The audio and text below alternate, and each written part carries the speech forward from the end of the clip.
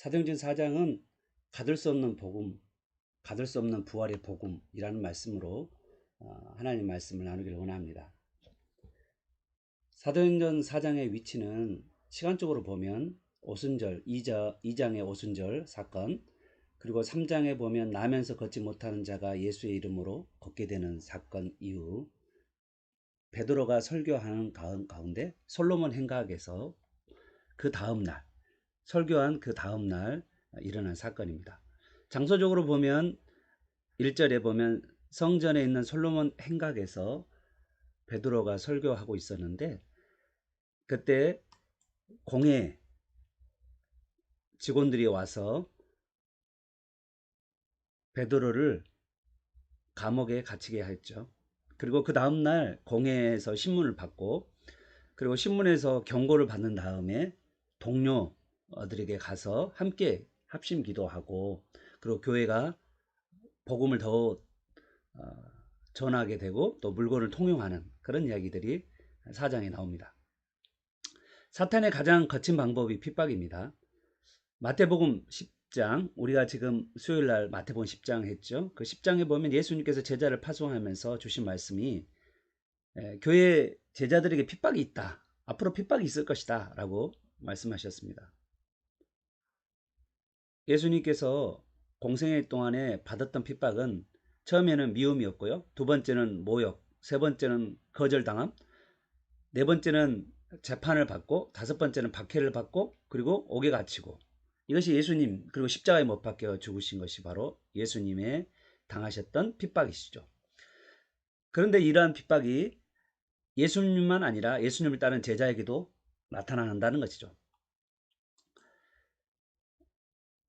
사도행전 4장 1절에서 22절의 전체적으로 흘러가는 흐름은 핍박입니다. 예루살렘 교회의 첫 번째 핍박. 베드로가 체포당하죠. 그리고 투옥당합니다. 그리고 그 다음날 재판을 받게 되죠. 그리고 그 재판 가운데 경고를 받고, 그리고 석방을 하게 되면, 그 석방하는 과정은 때 자기가 예수님을 전하지 않을 수 없다, 그렇게 말하면서 담대하게 말씀을 증거하고, 그리고는 돌아와서는 합심기도하죠. 위기 가운데 합심기도하는 모습들을 나오고, 그러면서 박해 중에 더욱 담대히 복음을 전하게 되는,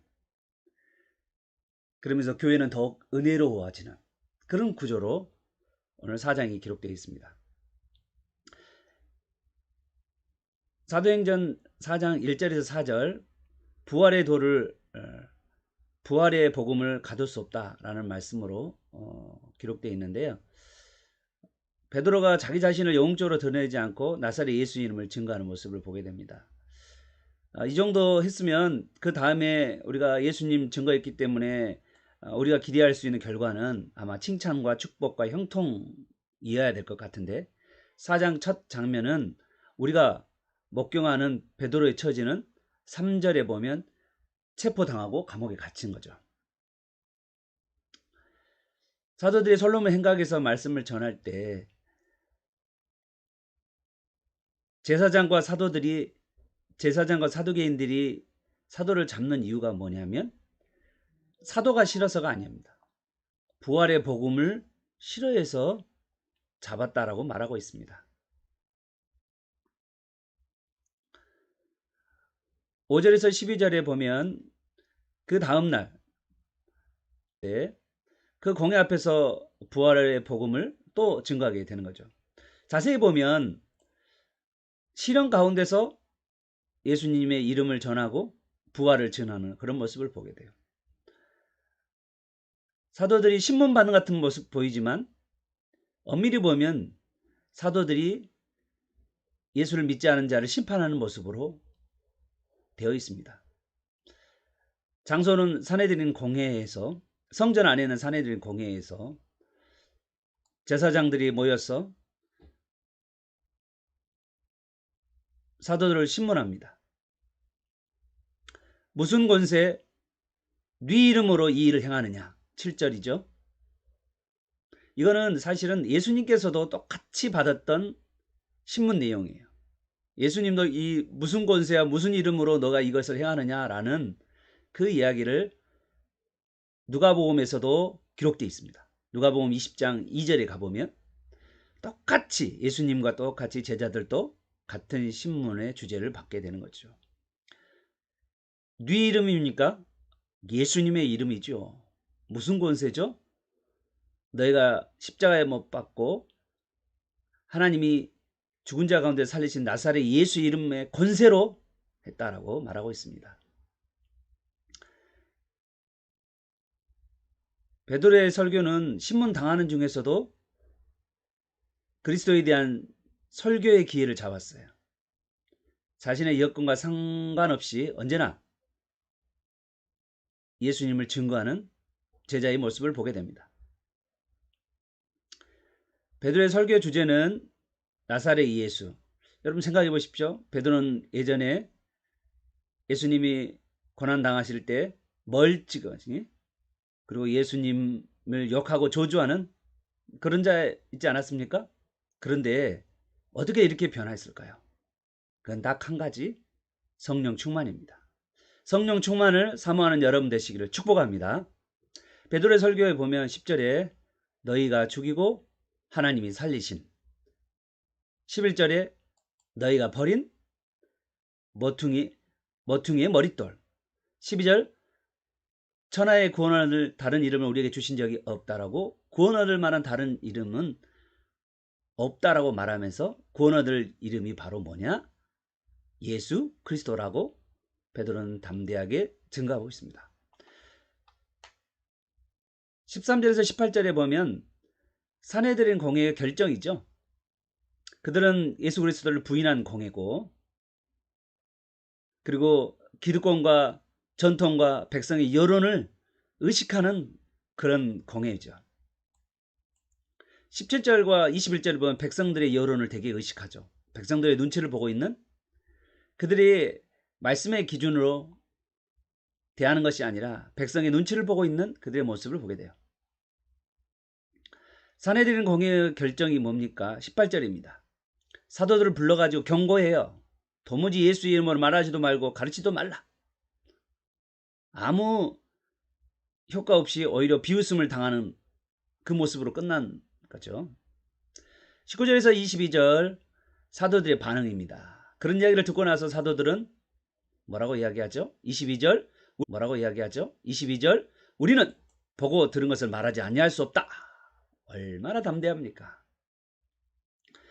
23절에서 30절까지는 위기에 대처하는 교회의 모습입니다. 석방되고 나서 이 사도들은 동료가 있는 곳에 함께 가죠.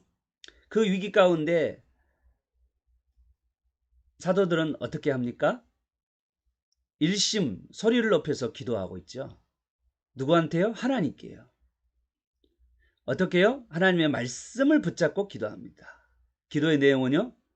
담대히 하나님의 말씀을 전하게 하여 주옵소서라고 오히려 더 하나님의 말씀, 부활의 복음 전하게 해달라고 기도하고 있는 거예요. 사랑하는 성도 여러분, 우리가 전해야 할 것, 우리가 기도해야 될 것 분명하죠. 하나님의 말씀을 전하게 해달라고 기도해야 되는 것입니다. 오늘 우리도 늘 하나님의 말씀을 전하게 해달라고 우리 자녀들에게 하나님 말씀을 하버릇하고 그리고 믿지 않은 자들에게 하나님 말씀을 전하고 그리고 어려움 가운데 있는 사람들에게 하나님 말씀을 전하는 것. 그것이 바로 우리의 기도 제목이고 또한 그러한 기도의 제목에 응답받는 저와 여러분 되시길 바랍니다. 31절에서 37절까지는 승리한 교회의 붕 이야기인데 부활의 복음으로 말미암아서 큰 은혜를 받는 교회의 모습이 나옵니다. 기도는 즉각적으로 응답을 받습니다. 모두가 다 성령 충만하게 되죠. 그리고 하나님의 말씀을 담대하게 전합니다. 위기와 핍박과 어려움이 있는 가운데서도 그들은 담대하게 부활의 복음을 증거하게 되는 거죠. 성령 충만한 교회의 모습이 나옵니다. 32절 활력이 넘치는 공동체의 모습. 한 마음 한 뜻이 되어서 모든 물건을 서로 통용하고 자기 재물을 자기 것으로 여기지 아니하는 모습. 그리고 33절에는 사도들이 권능을 받아서 그리스도의 부활을 증거함으로 우리가 큰 은혜를 입게 되는 모습을 보게 됩니다. 사랑하는 우리 풍성의 가족 여러분, 오늘 말씀을 통해서 저는 우리 교회가 가야 할 방향이 뭔가를 보게 돼요. 우리는 성령 충만 받아야 할 이유가 뭔지요? 하나님의 말씀을 전하기 위해 성령 충만 받는 거죠. 성령 충만을 통하여서 이웃을 사랑하기 위해서죠. 내가 가지고 있는 것들을 나눌 수 있는 우리의 삶이 되기를 바랍니다. 사랑하는 우리 교회 여러분,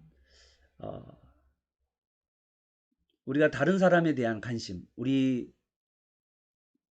교회 성도님들에 대한 관심, 또 교회 밖에 있는 사람들에 대한 관심, 그들을 향한 사랑, 그리고 그들을 격려하고 또 그들을 세워주는 은혜 받은 교회 공동체, 나눔의 교회 공동체, 그리고 복음을 증거하는 교회 공동체로 우뚝 서기를 예수 그리스도의 이름으로 축복합니다.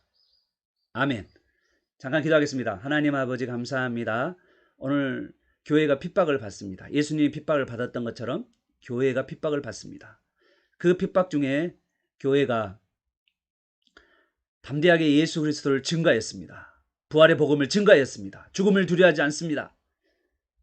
우리에게도 이러한 담대함이 있게 하여 주옵소서. 우리에게도 기도하여서 성령 충만함을 받게 하여 주시고 하나님의 말씀에 근거하여서 기도할 때 더욱 담대해지는, 하나님 말씀을 증거하는데 더욱 담대해지는 우리가 되게 도와주시옵소서. 또한 담대한 그들은 서로가 서로를 향하여 돌아보고 책임져주고 그리고 돌봄을 하는 모습을 보게 됩니다. 하나님, 우리 교회 안에서도 서로 연약한 지체를 향하여서 돌봄과 사랑을 가지고 관심을 가지며 그들에게 문자를 주며 그들에게 사랑을 고백하고 칭찬과 격려를 할 수 있는 그런 은혜 받는 교회, 그리고 성령 충만한 교회, 나눔의 교회, 그리고 복음을 증거하는 교회, 그렇게 교회가 되도록 주님 도와주시옵소서. 오늘 하늘날도 우리에게 성령 충만하여서 하나님 말씀을 나눌 수 있는 한날이 되게 도와주시고 주위의 사람들이 살아나는 그리고 은혜를 받는 그러한 교회가 되도록 도와주옵소서. 예수님의 이름으로 기도합니다. 아멘. 우리 계속해서 성령 안에서 기도하시길 바랍니다. 우리는 핍박을 두려워할 때가 있습니다. 우리는 때로는 두려워하고 복음을 증거하는 것을 겁을 먹을 때가 있습니다. 성령께서는 우리에게 복음을 증거하기를 원하시고 우리를 인도해 가십니다. 오늘 하루도 성령의 충만함을 통해서 하나님의 말씀을 전하시고 자녀들과 질문하고 대화하고 반응함으로 말미암아서 하브르타가 할 수 있는 가정이 되게 하여 주시고, 그 다음에 우리 주위에 있는 예수님을 알지 못하는 자들에게 그들을 향하여 우리가 눈을 열어서 관심을 가지고 돌보게 하시고 그들을 복음을 증거할 수 있도록 도와주시옵소서. 우리 교회의 연약한 지체들을 볼 때마다 우리가 기도하고 그들에 대한 책임의식과 또한 그들을 향한 돌봄과 그들을 서로 사랑하는 아름다운 교회 공동체, 나눔의 공동체, 그리고 돌봄의 공동체, 복음 증거하는 공동체로 우리가 살 수 있도록 우리 직분들을 잘 감당하게 해달라고 이 시간 같이 한번 주여 한번 주여 동서로 기도하겠습니다. 주여.